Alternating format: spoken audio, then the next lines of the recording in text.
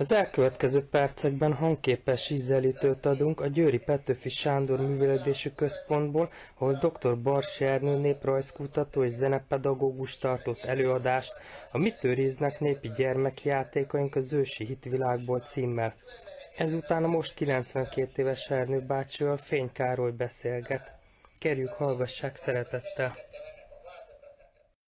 Persze a gyerek szereti utánozni a felnőtteket is.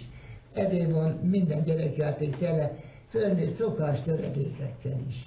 Hát csak a Győri faluban gyűjtött kiskacsafürdiket vegyen például. Hát ez így szól.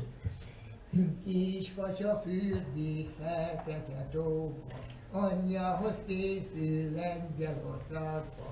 Lengyelország, szép kis ország, öltej csókolj, akit szeret kap be.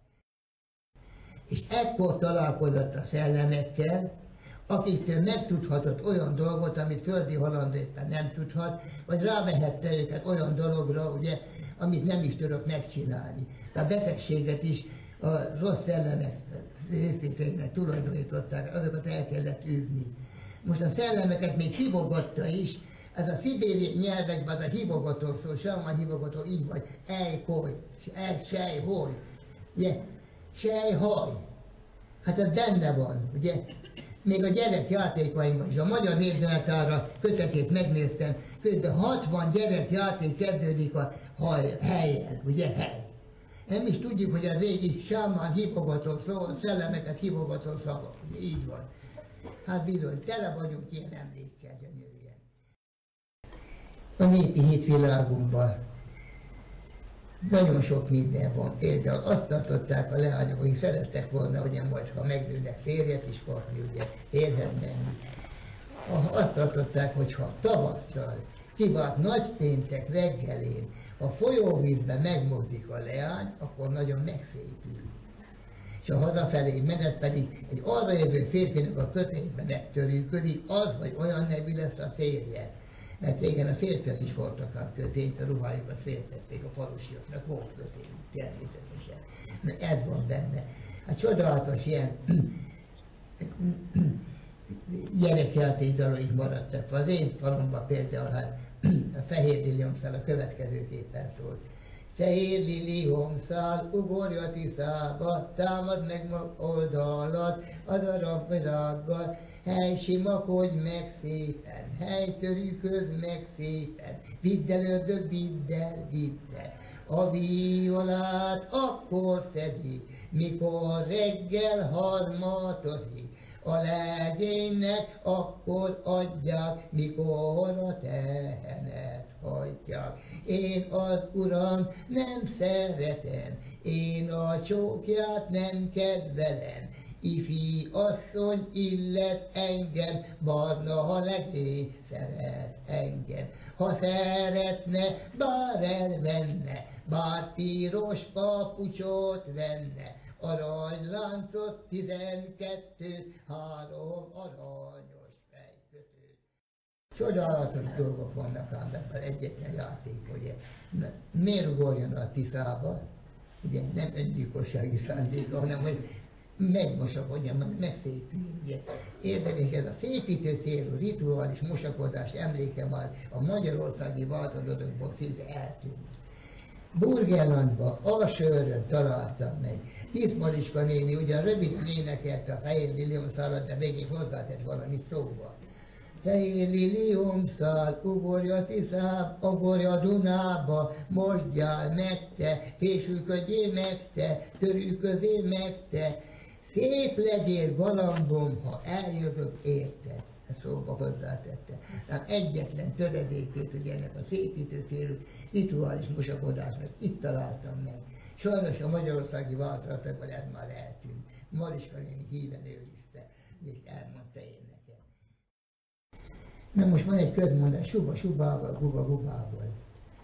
Na hát, kérem szépen, a gubát csak azt tudta megvenni, aki gazdag volt.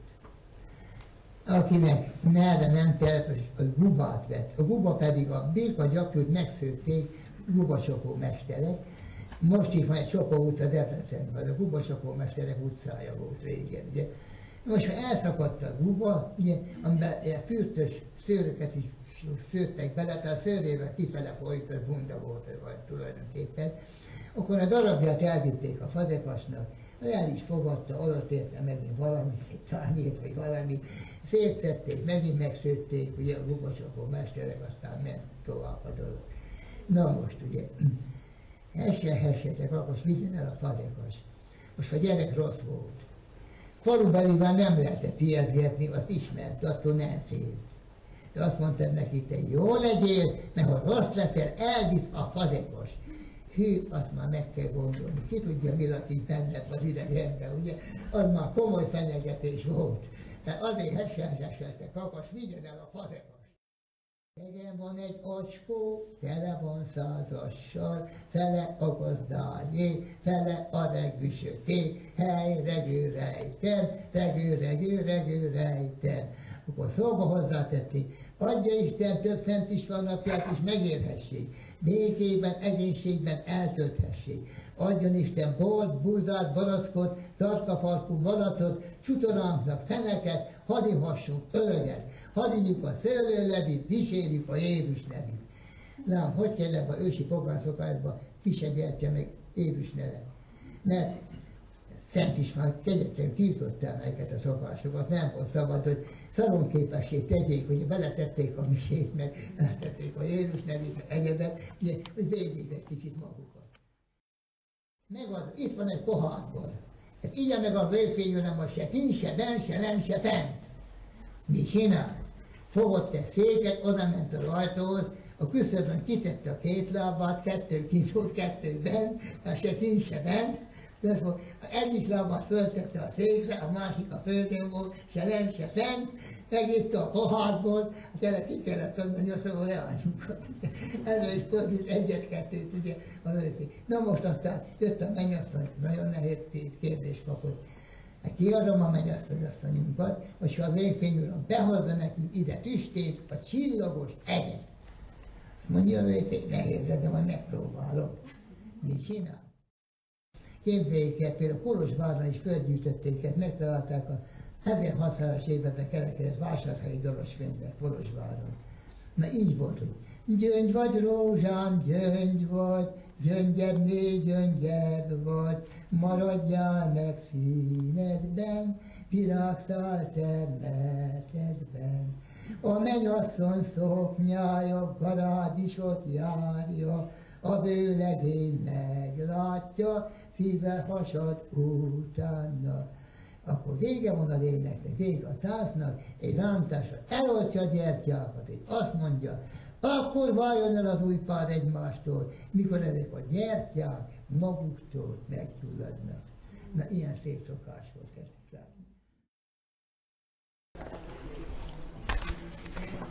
Szólíthatom Ernő bácsinak, igaz, mert hogy közöttünk kereken fél évszázad van. 1970-ben születtem, szintén júniusban. Hát én még nagyon fiatal vagyok. Bizony. Nagyon tetszett az előadás, és közben rengeteg minden megfordult a fejembe, de nem lesz rá idő. Viszont a fényképek, mivel én nagyon sokáig fotográfusként dolgoztam, és azok is megragadtak nagyon, és meg szeretném kérdezni, hogy azokat Ernő bácsi készítette? Ezeket a képeket. És amikor jár és megy gyűjteni anyagokat, ezek a gyűjtések hogyan történnek, mert bennem azok a emlékek élnek még a tanulmányaim folyamán, hogy eleinte vittek ilyen viaszhengert, és ugye arra rögzítették ezeket a dalokat, vagy pedig lekottázták. Ernő bácsi hogyan tudja összegyűjteni? 55-ben kezdtem komolyabban gyűjteni népdalokat. Akadtam egy falumba, gyönyörű pásztoremberre, amikor 20 dalt lejegyeztem tőle, hát azt mondtam, már én többet nem tudok, és a 8 év alatt 350-ig elmentünk. Mentem, ott laktam vele 3 nap a nyáj mellett, ugye ott aludtam a kunyhó előtt a szénán, Ugye, 2 irka a hónam alatt, egy sima lapú, meg egy kottás. Ha beszél gyorsíráson, minden szabad följegyeztem, madarat kottáztam, hát nem volt akkor még csináltam. Először a szomszédfaluba csináltam bele, aztán fölvételt a Mambóval, ugye akkor ilyen magnó volt. Sőt, először 57-ben gyűjtöttem még Bodrog mellett olyan magnetofonnal, 23 kilót nyomott még akkor a magnó, és még a Patoki Múzeum féltette, és egy fotókja volt, tehát 42 kiló volt a súlya. Közepén volt a ládán egy fogontyú, átdugtunk egy rudat, megfogtuk ketten, de egy koporsót vitték a temetésre, hát vittük a magnót, erre vettem föl, még most is le lehet játszani ezeket, amit akkor fölvettem. Hát aztán később jött a Mambó. Most a gyűjtésnek az a lényeg, hogy olyan légkört teremtsek az adatkörlében, szeretettel forduljak hozzá, tényleg szívesen megnyilatkozna, és a legféltettebb kincsérről is csak úgy meséljen. Néha még utcán is gyűjtöttem, esékekkel mentem, hogy elkezdtünk beszélgetni, aztán még ott is eldarab, gyorsan jegyeztem fel. Egy csúfolt vonaton például. Utaztam ugye Miskolcra, ugye Budapestre, a miskolci vonaton rengetegen voltak a régi stílusú kocsiba, ember hátára túlsó sorokba elkezdett dalolni egy bácsi. Rátámadtak óta, csak fogja be a száját, nem elég, hogy így utazunk maga még itt óbégot, de olyan szépen óbégot, hogy mindjárt odaforakodtam mellé. Aztán nem volt akkor más írószerszámom, meg könyvem, akkor készültem autóvezetésből a műszaki vizsgára, a műszaki könyvem volt, annak a szélére vettem föl, ugye szolmizával leírtam a dallamot, egyebet, mert például ilyen, hogy könnyű neked babám a paplanos ágyba, jaj, de nehéz nekem ide ki magamba. Zápor esik, a cifra szűrő mázik, cifra ostor nyelen, gyönge karon fázik. Na és hát lejegyeztem, nagyon boldog voltam, nagyon sok gyönyörű régi stílusúról teljeztem föl, egy pásztorember volt Tisza mellett, aki már nem kapott pásztorságra munkát, hanem Cseperre járt dolgozni, és utazott vissza a munkába. És hát nagyon-nagyon meleg barátság alakult ki közöttünk, ugye. És hát másnap a tanítványomnak itt a képzébe elmeséltem, hogy hogy volt, és azt mondtam, hogy ha megyek vizsgálni, és nem megy jól a műszaki vizsga, akkor majd el fogom dalolni a vizsgabiztosnak, hogy könnyű neked, babám. Amit gyűjtöttem, hát nagyon tetszett a tanítványoknak. Hát ilyen dolgok elé fordultak. Igen. Tehát, hogyha nagy szeretettel fordul a adatközlők felé, hangulat hamar kialakul, és akkor szinte kinyílnak, és közlékenyek lesznek, és ők is örülnek neki, hogy van, aki meghallgatja őket. Idő kell persze hozzá. Például Felső Puján, ugye gyűjtöttem a Lóri Jelent Boldát, ajánlottak nekem egy nénit, ugye nagyon szépen énekel, azért ajánlották, mert a népcímek előadásakor valamikor lánykorában volt a primadonna. Na persze, miket kezdett dalolni, hát a népcímű dalokat, egyebeket, fölvettem azt is, és megdíjazom, jaj, de szép, még mindig a hangja, minden. 2 óra múlva előjött a szokásdal, és katonanóta. Hát 2 órát kellett csinálni. Aztán volt, hogy nem sikerült. Barátim voltam egy néninél, gyerekjáték dalokat gyűjtöttem, kérdeztem, hogy hát a tavaszra nem sütött a nap, nem énekeltek valamit, hogy süssünk. Nem. Dúdoltam, akkor mentek tovább. A 10. kérdésnél a néninek fogyott el a türelme, és azt mondta, ha maga ennyit tud, akkor miért engem kérdez? Nagyon jó. Ilyen kis anekdóták, de nagyon jó. Hát igen, ez az ilyen élet. Ilyen dolgok elé fordultak. Egy Burgenlandban olyan eset is volt már, hogy gyűjtöttem nagyon sok szép dolgot, ugye, csak már nem akartak énekelni nekem. Azt mondták, népdal, kit érdekel az, hogy nem volt más, mit odaálltam a Pinka mellé, fölvettem a csobogását a magnóra, és bemondtam, hogy csobogta a Pinka, 1985. szeptember 20-án. Ugye, hogyha már elhallgat a dal, és nem lesz semmi, a Pinka még akkor is tudósítson meg, hogy itt voltál valamikor népdal. Hát ilyen is van ennek a szomorú részére, sok örvendetes van, gyönyörű. igazán megnyilatkoztak nekem, és a dalok hátteréről is gyűjtöttem, nem csak népdalt gyűjtöttem. A falumban én írtam meg a monográfiában mindent a faluról, a népi gazdálkodást, ugye, úgy, hogy utána lehet csinálni. Azt szoktam mondani, tanítványom, meg az a jó néprajzi gyűjtés, amit egy avatatlan elolvas, pontosan úgy tudja utána csinálni, ahogyan ott elhangzott. Mert arany tanítványom is, ha gyűjtenek, hát általánosságokat írnak le. Megy a menet és lakodalmi dalokat énekelnek, hát hogy tanítsam ezt úgy, hogy ott volt. Hát nekik ott állna legébb dalt és leírni, hogy volt, mind. Igen, ből újra életre lehet hívni. Igen, hogy lehessen, ugye? Igen, így van. kell. Hát azért hátteréről. Aztán építészettel, viselettel, táplálkozással, több falunak megírtam a népi táplálkozását például. Meg is jelent többé, megírtam a Szülékfalumét, Sájét, Cserépfalujét, aztán Burgenlandi néniét, a Söri néniét, és aztán egy kalendáriumban részletek jöttek ki a szigetközi táplálkozásról, Rákát néninek az ásmáráról, receptjeiről. Utána lehet csinálni, meg lehet fölni, úgy, hogy régen volt. De egyben is kiadja a Magyar Kultúra Kiadó. Nagyon komoly értékmentő hát munka ez. Minden réteg, így értettem meg nagyon sok mindent a népdalokban, mit különben nem értettem volna. Ugye, hát énekelik, hát mindenki tudja, hogy ugye, Szántabban van csirescseres sejhal járom, száraz a föld a menedeki határon, száraz a föld, a hármaseke nem állja, szép a babám Benedeken sejhal nincs bajja. Miért ez a hármaseke? Azt gondolja, ma ilyen vagy a három eke van sajta a csodát. Hát hogy bírnád elhúzni, ez olyan ellenállása lenne annak, hogy lehetetlen lenne, ha nem. Így tudtam meg szántásvetés gyűjtése közben, hogy régen az ekéket épp úgy nagyság szerint számozták, mint mi a cipőket. Ugye van 35-ös, 38-as, 40-es, legkisebb volt a 2-es eke. Hát olyan kicsi eke volt, éppen sem megkaristolt a földfelszínét, tarlóhántáskor használták. Legnagyobb volt a 8-as, 9-es eke, az olyan óriási eke volt, csak 4 alatt tudta elhúzni. Már is tanultam valamit. Ugye, a szegény ember örült, ha 2 jószágot tudott tartani, annak a 3-as, 4-es eke volt a mindennapi ekéje. Na most olyan rendkívüli a szárazság, hogy a 3-as eke csődöt mond, nem állja. De babám is olyan rendkívül szép, hogy Benedeken nincs párja. Ha én ezt tudom, de másképpen éneklem a népdalt.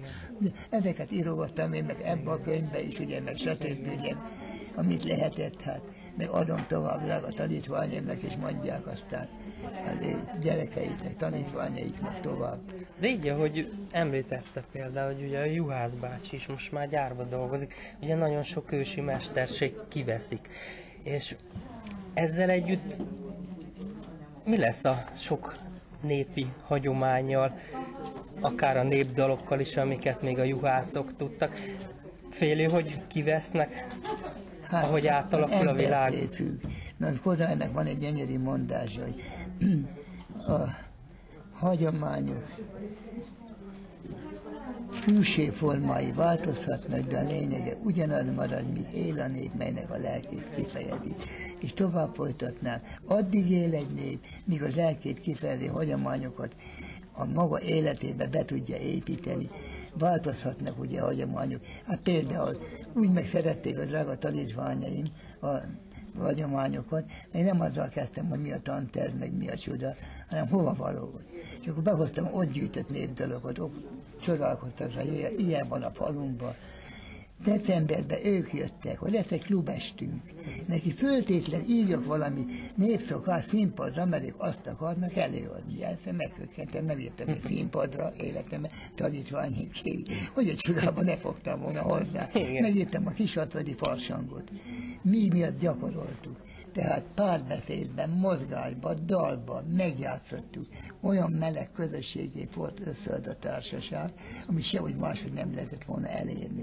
Mekkor azt gondolkodtam, miért maradt meg ez a szegény magyar népdal ennyi történelmi tragédia ellenére? Mert voltak meleg emberi közösségek, együtt arattak, együtt vannak, együtt ünnepeltek. Igen. Most a mai élet ezeket az alkalmakat felszámolta. December jutott gimnáziumi tanulmányaimban jobb Pitagórasz tétele. A négyzet, B négyzet egyenlő C négyzettel. Most jó, A négyzet plusz B négyzet nincs, egy felszámolta az idő, de van C négyzet. Én ezt megragadom, ezt ápolom, ez lesz. Akkor erre megteremti a felszámolt második oldalt is. Tehát ha megváltozott körülmények között újra fölélettem a népdalba, stb. Megteremti a mai emberek között is a felbomlott közösségeket. Igen, hát erre szükség is van. Bizony. És a tanítványok, vagy vannak-e, akik Ernő bácsi nyomdokaiba lépnek, és mennek gyűjteni, és vannak közöttük kimagasló tehetségek, akik valóban nagyon boldog sok értéket szintén összegyűjtenek? Ott vannak a tanítványok gyűjtései is már. Büszkén vagyok a magamért.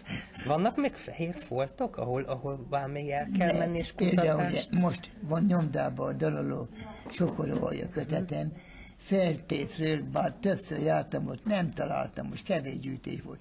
Találtam most olyan 3-4 asszony, csodálatos dolgokat tudtak még most is. Igen. Úgyhogy hát lehet gyűjteni, csak monográfiát lehetne kéne írni róla, ha idén volna, még elmennék hozzá. Igen, hát akkor van bőven még kutatni való. Annyi, jut a következő nemzedéknek is. Hogy van 300 éve való tervem. Ugye Jóisten mennyit enged belőle megvalósítani, ő tudja, hogy de utolsó percen még majd csinál. Beszéltünk erről, hogy ilyen kis közösségi terek, ahol újra felpesdül, és újra felélednek a hagyományok, és így lehet tovább örökíteni. De az előadás folyamán nem lehetett elkerülni, ugye azért ez ma már a korral együtt jár, hogy terjednek ezek a internettől kezdve a mindenféle kütyük, lejátszó eszközök, amik ugye elveszik a sok-sok időt és energiát a fiataloktól, mert hát azért a szellemi energiát is elveszik, hogy gondolom óriási felelősség van a szülőkön és a pedagógusokon, és hogy Ernő bácsi szerint van-e valami recept arra, hogy valamivel mégis ezt ellensúlyozni, mert gondolom a tiltás az nem lehet egy hatásos eszköz, vagy egy helyén való. Mivel lehet mégis, hogy a fiatalokat azért egy kicsit elfordítani ettől a modern médiától? Igen. Van erre valami recept, vagy titok, ami segíthet? Azt szoktam mondani, szeretni azt lehet, amit ismerünk. Hogy azért nem szeretik ezeket a hagyományokat, népdolgokat, fogalmuk sincs róla, nem ismerik. Tehát meg kell velük ismertetni. Nagyon sok függ azon, hogy kiáll a gyerekek elé iskolába is. Ugye sugárzik-e belőlük ennek a szeretete, és ha megismerték, hát lehetetlen nem szeretni ezt a sok szépséget, amit ezek őriznek. És a gépekkel, egyebekkel vigyázni kell. Wagner Richardnak van egy tanulmánya, Művészet és forradalom, mert gyerekkoromban, fiatal koromban nagy élvezettel olvastam.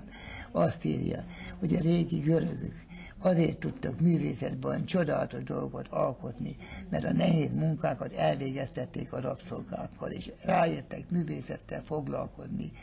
A mai modern embernek majd a rabszolgái a gépek lesznek, és akkor tud művészettel foglalkozni. Sajnos szegény ott tévedett, hogy az ember lett most már a gépeknek a rabszolgája. De meg kell tanulni okosan bánni, nem eladni magunkat, hogy csak a gépekkel foglalkozunk, hanem menni többet, hát meg is lenni. Csak a hasznos oldalát felhasználni, igen, például visszahallgatni, igen, dokumentumokat, nagyon rögzíteni jó, vele. Igen. Tehát de tudni kell használni, de nem szabad rabszolgájával lenni, ugye? Igen. Hát ez mind nagyon szép, és nagyon köszönöm, hogy elmondta ezeket az Ernő bácsi. Még egy apró titkot szeretnék megkérdezni, igen, mert hogy annyira fitten, vidáman, és jókedvel és szeretettel megy, és mai napig is gyűjtőutakra jár fáradhatatlanul, és előadásokat tart, hogy ezt a szellemi és testi erőt, ezt mi a titka, ezt honnét meríti, ezt a pályának a szeretetéből, vagy? És egy másik dolog még. Pál apostol azt mondja, hogy Isten kegyelméből vagyok, ami vagyok. Akinek hite van, ugye, az erőt is kap majd hozzá. Hát a másik dolog az, hogy nagyon fontos. Édesapám, amikor tanítóképzés volt pápán, elvitték Kőszegre kirándulni, és erről a kirándulásról írt egy nagyon szép ilyen kis pályamunkaszerűséget. Nem volt szabad a nevet aláírni, hanem na, hogy mondják, hát édes jó Istenem. Jelige. Tudja, mi volt a jeligéje? Isten és haza minden előtt. Hát ezt látta, ugye, hogyha van valakinek hite, ugye, és a hazájához ragaszkodik, akkor az Úristen ad mégis előtt hozzá, hogy ezt csinálhassa, ugye. Hát nagyon fontos.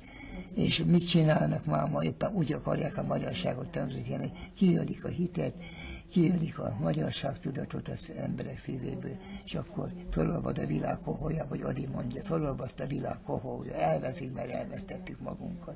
Nem szabad hagyni, legyen mindegyik.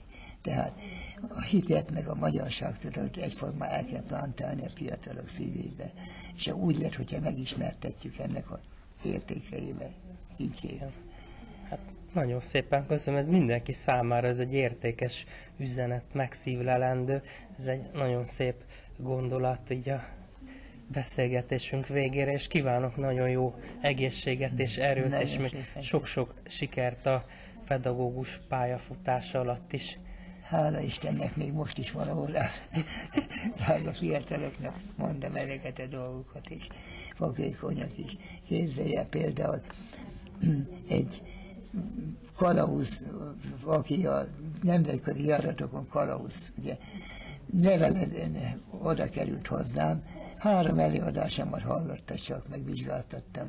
Olyan hatással volt rá, hogy Debrecenben a levelezőként elvégezte a néprajzszakot, lett egy erdélyi faházat mesélve, felesége erdély, és néprajzi napokat csinál a meséren, most is lesz majd egész nap ilyen hagyományos ápolása folyik ott, ugye, és kalauz a nemzetközi járatot. Na, lehetsz a mindenütt, és én édesesek, ha felszálltam ezt a Eurocity-re, rengeteg utas zsúv a folyosón álltak, hű, mondom, itt le se tudok ülni. Megjelenik a kalauz. Kiabál, Ernő bácsi, hát a tanítványom, hű, mindjárt elvitt a szolgálati fülkébe, leültetett, amikor elvégezte a kezelést, akkor jött, elbeszélgettünk Pestig. Hát ilyen is van. Hát gratulálok, igen, ez élteti akkor az Ernő bácsit, meg hát kívánom, hogy mindenkinek ugyanez a szép életpálya jusson majd, aki csak kikerül az Ernő bácsi keze alól. Hát nagyon köszönöm. Én is köszönöm. Szépen erre.